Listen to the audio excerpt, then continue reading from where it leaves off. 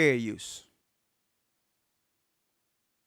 Now, this is only a segue into what we're going into Sunday. For the first time, a roundtable discussion in the academy. The same time the civil rights movement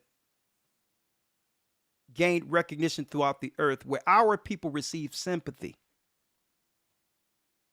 And overall, there was an overall move amongst the international body to actually make amends for what they did to the slaves, our people. Automatically, a war comes out of nowhere where the sympathy, the pendulums, well before the civil rights movement, a war comes out of nowhere, World War I, World War II. Well, now the sympathy goes to some war of some Europeans over in Europe, so that they can say, well, something happened to us too. Right? Drugs come on the scene out of nowhere. A war, Vietnam War, subsequent to that. And now they're saying, well, while they're weak, let's begin to peel and push the Judite woman and the Judite man. Let's begin to peel them apart. Cosmo Girl. This is where it was. Elder Lawya, I'm going to let you hear this. You probably heard it before, but we're going to hear this all the way through to hear how they were working on dividing women from men, even if it meant hurting their own people, their own nation. That's why Christ said a nation divided against itself cannot stand. Now, Helen Gurley Brown, the editor of Cosmo, you had some interesting conversations with her, and you learned some interesting things you share in your book about how Cosmo got across a certain philosophy or message to women at the time. Right. Can you share more about that? Right. She taught that sex without the kids and hard work will set you free. That was Helen Gurley Brown. She taught what? She taught what? So this was an ideology created, folks, by the devil. She taught what? Can you share more about that? Right. She taught that sex without the kids and hard work will set you free. That was sex without the kids and hard work would set you free. They sat around a boardroom, folks, the media, the think tanks, and said, here's the idea we're going to push on society to divide family. Sex without children and hard work will set you free. Free from who? The men who were born to protect you. That was Helen Gurley. Now, for those who don't know about Sue Ellen Browder, Jewish. Sue Ellen Browder, these were women that were hired under Cosmopolitan to tell women lies, to make them feel that the traditional woman was less than, to make them feel that you can have it all in the world and chase your dreams and chase money like a man and believe that there'll be a man at the end of it. When really they were teaching women to choose the state and their jobs over family and legacy.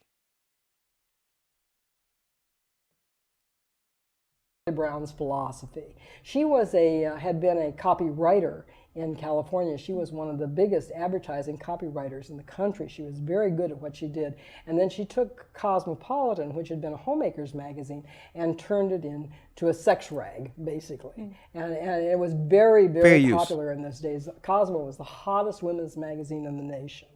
And that was her philosophy. Hard work and sex without the kids will set you free. She didn't have children. She was married, but she didn't have children, nor did she want them. She said children were more of a nuisance than a blessing. And you could get married, but you should have abortions, or you should use the pill. And if the pill failed, you should have an abortion. Can you tell me more how she instructed you and other writers, to sell her particular ideology? We made up a lot of those stories. It was just You know, for example, a young woman, her name is Mia, she goes to Paris, she meets a man on the Champs-Elysees. That night they fall in love. They fall in love that day. They go to hotel on the left bank, and the next morning, you know, she knows that she's in love. It's all beautiful. It was all made up. There was no Mia. There was no hotel on the left bank. It was all. They would make up stories, folks. They would make up stories to have women in these small towns who are solely happy with a simple life, to make women believe that they were missing out on something.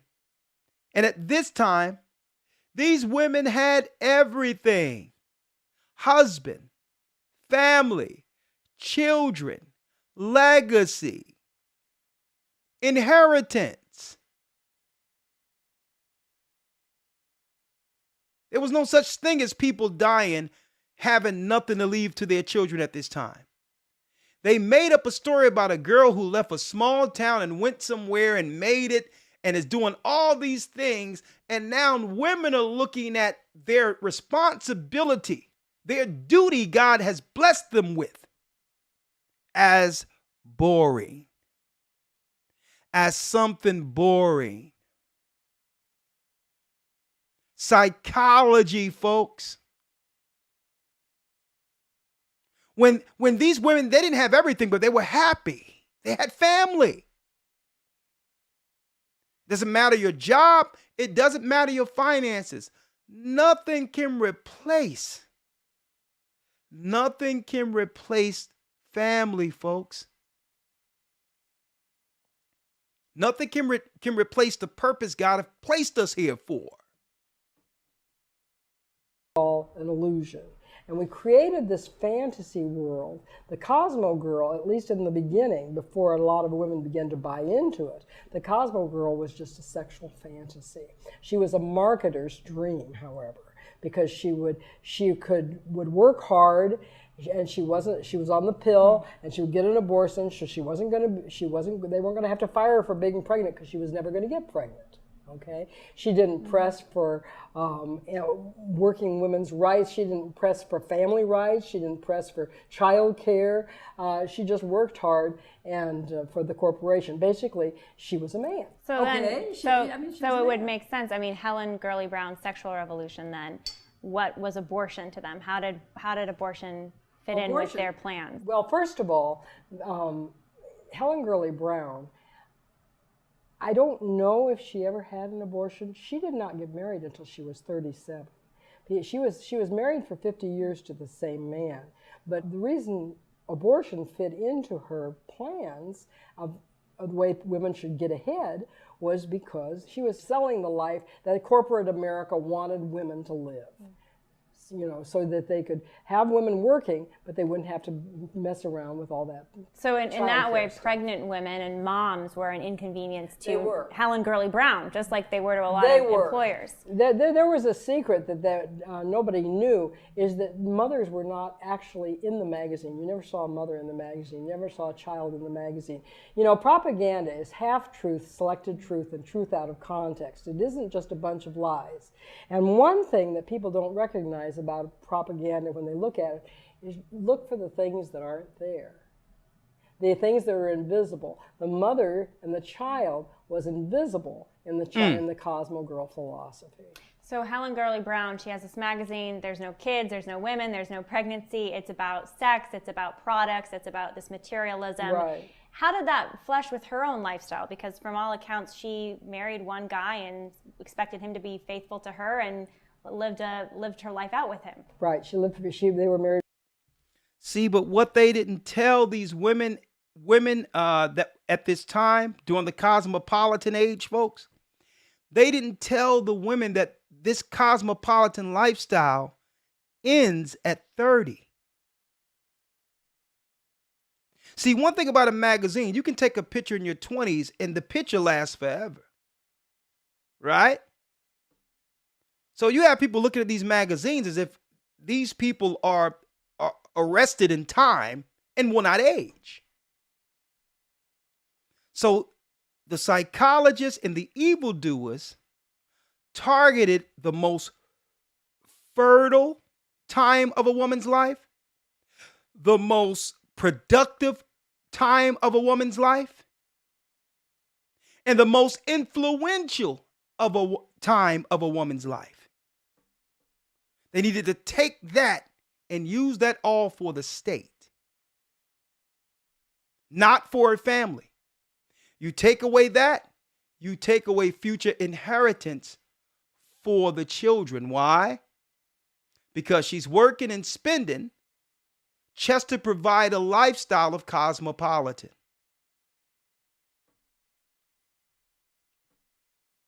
And that in of itself created a competitive environment amongst women who worked so that they cannot look less than the other women who had things. And now the corporations are happy. They're making all the money, and there's no money left for the generations to come. For 50 years. Remember, she didn't get married until she was 37. And Helen said that this was the way she had lived in the beginning. This is how she got so far ahead. She urged young women to sleep their way to the top. Sleep with the boss if he's a married man. And she said it's good to sleep with a married man. But she probably didn't want women sleeping with her married husband. So that was more other people should live that life. Cosmopolitan, folks. This is what we see online today, Elder Lawya, that they call hypergamy. Use what you got to get what you want in your most attractive years.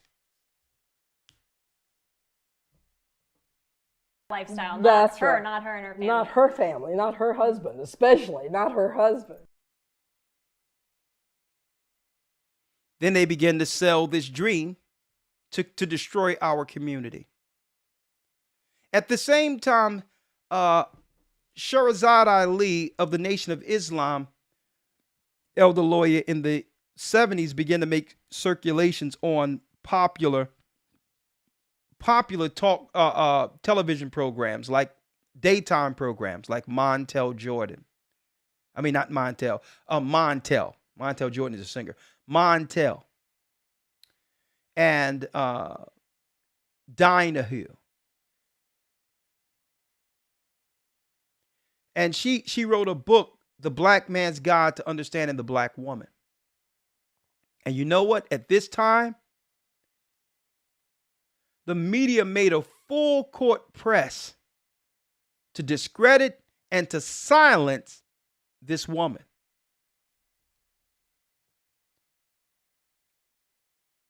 Fair use.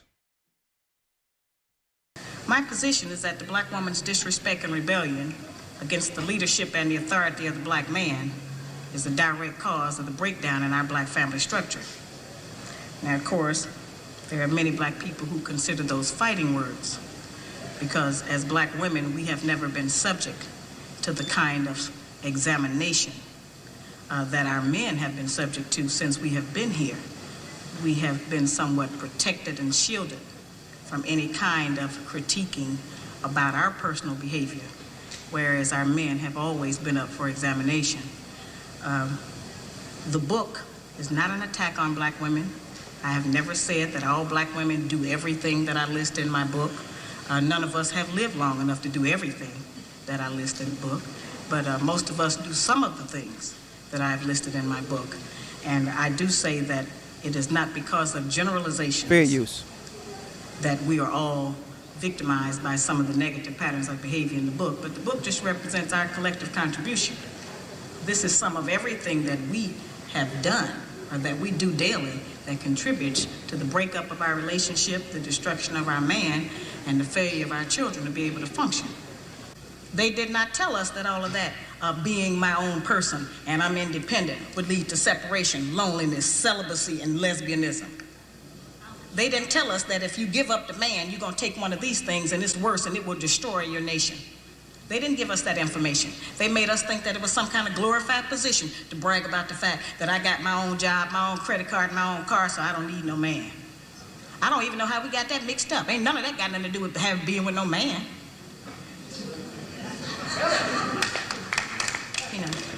We have some serious relationship problems that nobody has been able to address us on because everybody wants to pretend that this is not going on. Over 60% of our women are single, widowed, separated, or divorced. They don't have a man. I just came out of Florida and they got a housing complex that the Urban League built, which is a black organization that is for women and children only. They say they don't allow any men in there. I didn't have time to deal with it, but I talked about them real bad. That's the silliest program I've ever heard of. Them women that had men if they got a bunch of children. They need fathers. They need protection. We hear about the drug problem that we have in our projects across the country. It's one of the major places that we have a drug problem.